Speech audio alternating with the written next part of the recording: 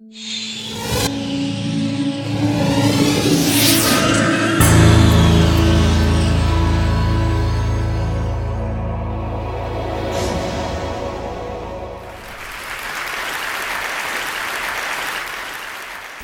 do you explain when things don't go as we assume? Or better, how do you explain when others are able to achieve things that seem to defy all of the assumptions? For example, why is Apple so innovative? Year after year after year after year, they're more innovative than all their competition. And yet, they're just a computer company. They're just like everyone else. They have the same access to the same talent, the same agencies, the same consultants, the same media. Then why is it that they seem to have something different? Why is it that Martin Luther King led the civil rights movement? He wasn't the only man who suffered in a pre-civil rights America, and he certainly wasn't the only great orator of the day. Why him? And why is it that the Wright brothers were able to figure out controlled powered manned flight when there were certainly other teams who were better qualified, better funded, and they didn't achieve powered manned flight, and the Wright brothers beat them to it? There's something else at play here. About 3.5 years ago, I made a discovery, and this discovery profoundly changed my view on how I thought the world worked, and it even profoundly changed the way in which I operate in it. As it turns out, there's a pattern. As it turns out, all the great and inspiring leaders and organizations in the world, whether it's Apple or Martin Luther King or the Wright brothers, they all think, act, and communicate the exact same way, and it's the complete opposite to everyone else. All I did was codify it. And it's probably the world's simplest idea. I call it the golden circle.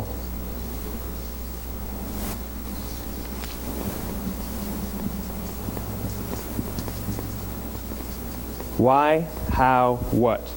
This little idea explains why some organizations and some leaders are able to inspire where others aren't. Let me define the terms really quickly. Every single person, every single organization on the planet knows what they do, 100%. Some know how they do it, whether you call it your differentiating value proposition or your proprietary process or your USP.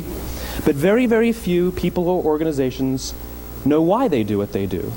And by why, I don't mean to make a profit. That's a result. It's always a result. By why, I mean what's your purpose? What's your cause? What's your belief? Why does your organization exist? Why do you get out of bed in the morning? And why should anyone care? Well, as a result, the way we think, the way we act, the way we communicate is from the outside in. It's obvious. We go from the clearest thing to the fuzziest thing. But the inspired leaders and the inspired organizations, regardless of their size, regardless of their industry, all think, act, and communicate from the inside out.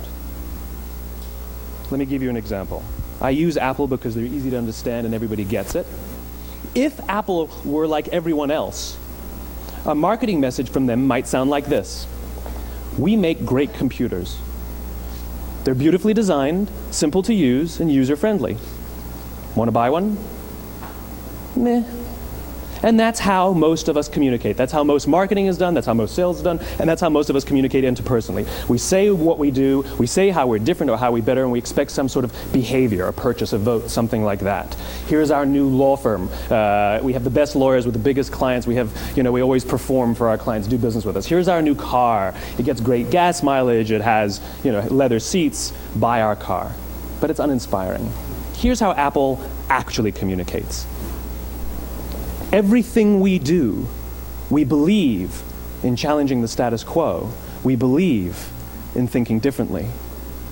The way we challenge the status quo is by making our products beautifully designed, simple to use, and user-friendly. We just happen to make great computers. Want to buy one? Totally different, right? You're ready to buy a computer from me. All I did was reverse the order of the information. What it proves to us is that people don't buy what you do, people buy why you do it. People don't buy what you do, they buy why you do it. This explains why every single person in this room is perfectly comfortable buying a computer from Apple. But we're also perfectly comfortable buying an MP3 player from Apple, or a phone from Apple, or a DVR from Apple. But as I said before, Apple's just a computer company. There's nothing that distinguishes them structurally from any of their competitors. Their competitors are all equally qualified to make all of these products. In fact, they tried. A few years ago, Gateway came out with flat screen TVs. They're eminently qualified to make flat screen TVs. They've been making flat screen monitors for years. Nobody bought one. And Dell came out with MP3 players and PDAs. And they make great quality products, and they can make perfectly well-designed products, and nobody bought one. In fact, talking about it now, we can't even imagine buying an MP3 player from Dell. Why would you buy an MP3 player from a computer company? But we do it every day. People don't buy what you do, they buy why you do it. The goal is not to do business with everybody who needs what you have. The goal is to do business with people who believe what you believe. Here's the best part. None of what I'm telling you is my opinion. It's all grounded in the tenets of biology, not psychology, biology. If you look at a cross-section of the human brain, looking from the top down, what you see is the human brain is actually broken into three major components that correlate perfectly with the golden circle. Our newest brain, our Homo sapien brain, our neocortex, corresponds with the what level. The neocortex is responsible for all of our rational and analytical thought and language. The middle two sections make up our limbic brains, and our limbic brains are responsible for all of our feelings, like trust and loyalty. It's also responsible for all human behavior, all decision-making, and it has no capacity for language. In other words, when we communicate from the outside in, yes, people can understand vast amounts of complicated information like features and benefits and facts and figures. It just doesn't drive behavior. When we communicate from the inside out, we're talking directly to the part of the brain that controls behavior, and then we allow people to rationalize it with the tangible things we say and do. This is where gut decisions come from. You know, sometimes you can give somebody all the facts and your figures, and they say, I know what all the facts and details say, but it just doesn't feel right. Why would we use that verb? It doesn't feel right. Because the part of the brain that controls decision-making doesn't control language. And the best we can muster up is, I don't know, it just doesn't feel right. Or sometimes you say you're leading with your heart or you're leading with your soul. Well, I hate to break it to you, those aren't other body parts controlling your behavior. It's all happening here in your limbic brain, the part of the brain that controls decision-making and not language.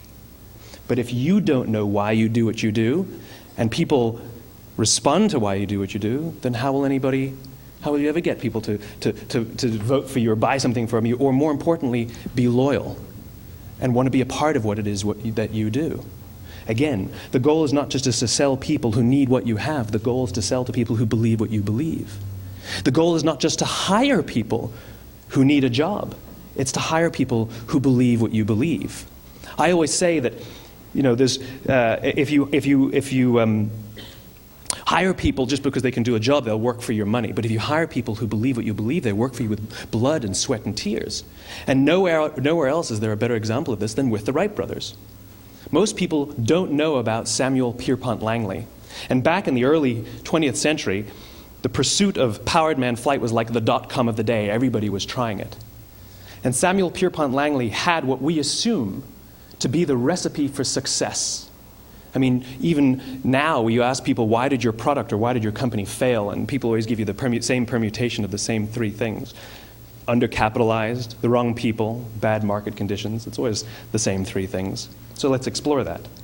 Samuel Pierpont Langley was given $50,000 by the War Department to figure out this flying machine. Money was no problem. He held a seat at Harvard and worked at the Smithsonian and was extremely well connected. He knew all the big minds of the day. He hired the best minds money could find, and the market conditions were fantastic. The New York Times followed him around everywhere, and everyone was rooting for Langley. And how come we've never heard of Samuel Pierpont Langley? A few hundred miles away in Dayton, Ohio, Orville and Wilbur Wright. They had none of what we consider to be the recipe for success. They had no money. They paid for their dream with the proceeds from their bicycle shop. Not a single person on the Wright brothers' team had a college education, not even Orville or Wilbur. And the New York Times followed them around nowhere. The difference was Orville and Wilbur were driven by a cause, by a purpose, by a belief. They believed that if they could figure out this flying machine, it'll change the course of the world. Samuel Pierpont Langley was different. He wanted to be rich, and he wanted to be famous. He was in pursuit of the result. He was in pursuit of the riches. And lo and behold, look what happened. The people who believed in the Wright brothers' dream worked with them with blood and sweat and tears. The others just worked for the paycheck. And they tell stories of how every time the Wright brothers went out, they would have to take 5 sets of parts because that's how many times they would crash before they came in for supper. And eventually, on December 17th, 1903, the Wright brothers took flight. And no one was there to even experience it. We found out about it a few days later.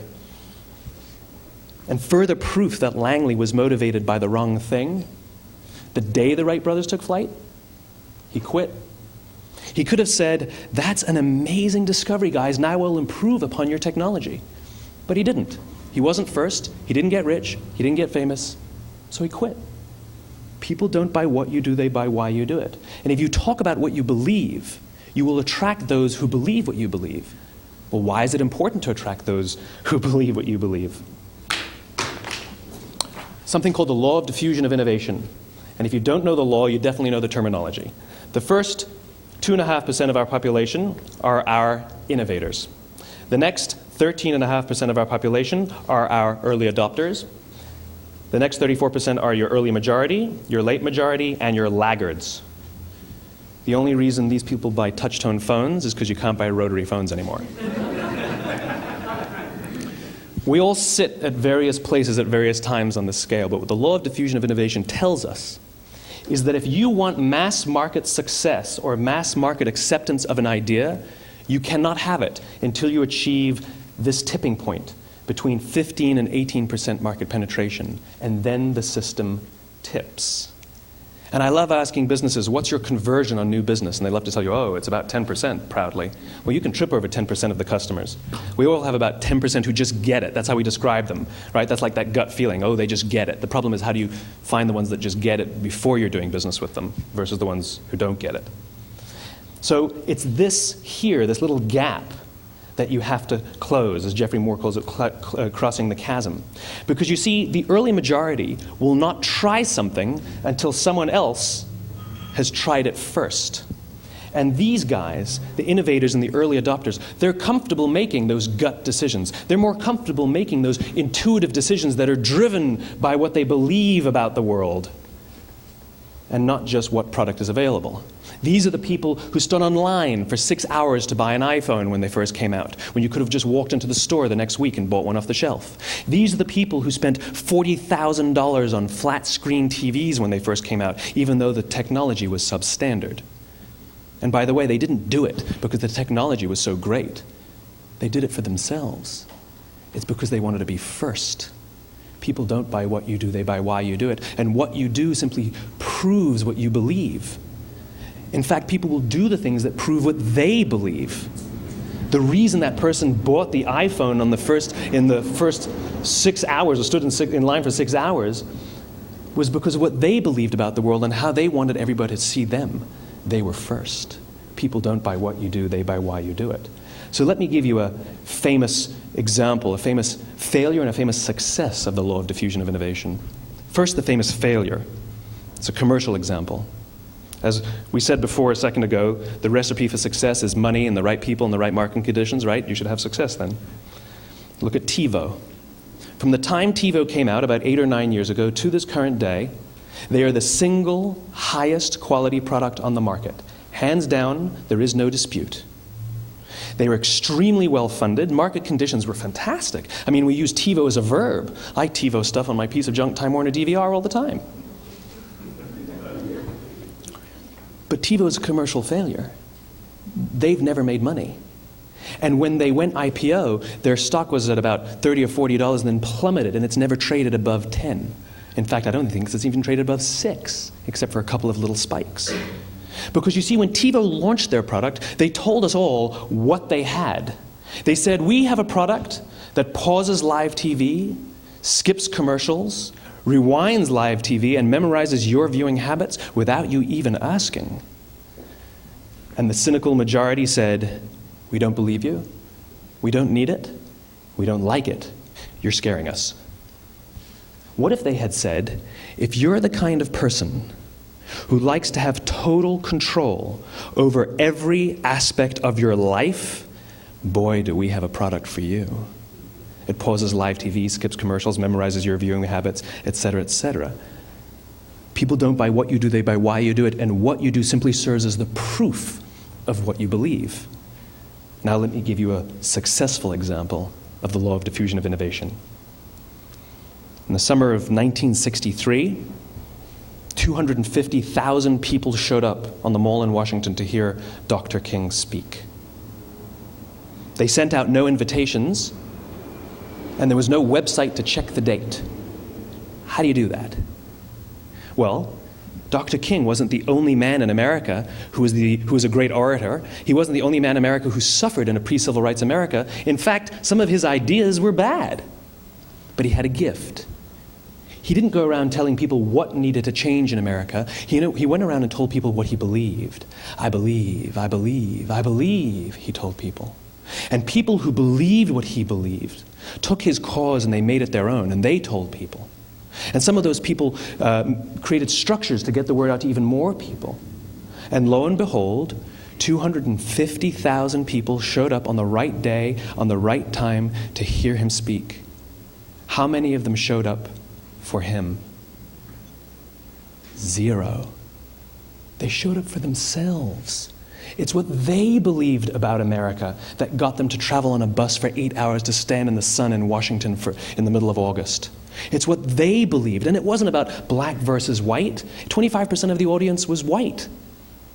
Dr. King believed that there are 2 types of laws in this world, those that are made by a higher authority and those that are made by man. And not until all the laws that are made by man are consistent with the laws that are made by the higher authority will we live in a just world. It just so happens that the civil rights movement was the perfect thing to help him bring his cause to life.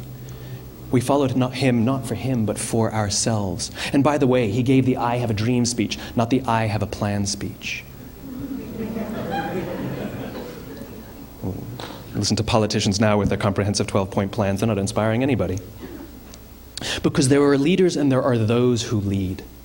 Leaders hold a position of power or authority, but those who lead inspire us. Whether they're individuals or organizations, we follow those who lead not because we have to, but because we want to. We follow those who lead not for them, but for ourselves. And it's those who start with why that have the ability to inspire those around them or find others who inspire them. Thank you very much.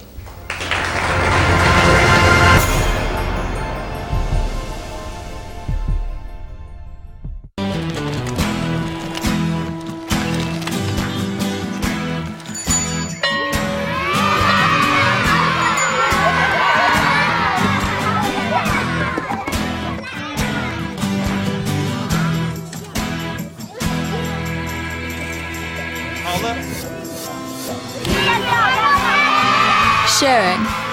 That's video on the Human Network. Siska, welcome to the Human Network.